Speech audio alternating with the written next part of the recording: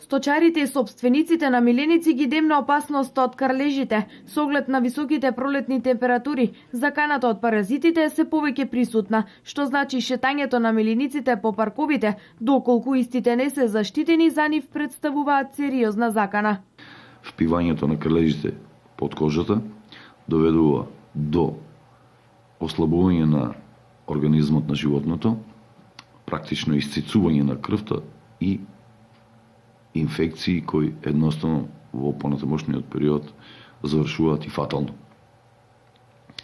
Немојте да приидувате на вадење на крлежите насилно, што значи во случај кога вие пробате да го извадите крлежот насилно, рилцата со кој тој е закопан во кожата остануваат внатре, што значи инфекцијата веќе настанува се поголема и потешка.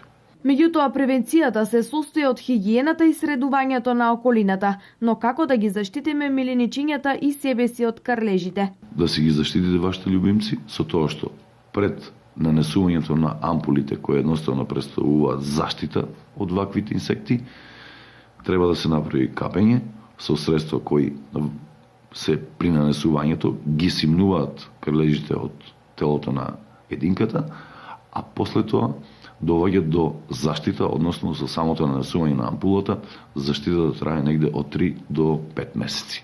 И за оние држатели на куќни љубимци кои не се го завршиле делот на вакцинирањето против бестимо, им стоиме на располагање во секој момент да ги донесат овде љубимците, да ги заштитат од болеста бестимо, воедно и си добиват таблета за третманирање за внатрешните паразити. Тоа се популарно кажано меѓу народот глистите. Заштитени животни, заштитени собственици, велат ветеринарите. Ни за заразни болести, крлежите ги пренесуваат и на луѓето. Лекарите препорачуваат, доколку се изложени на убот од крлеж, да не преземаат мерки на своја рака, веднаш да се јават кај лекар.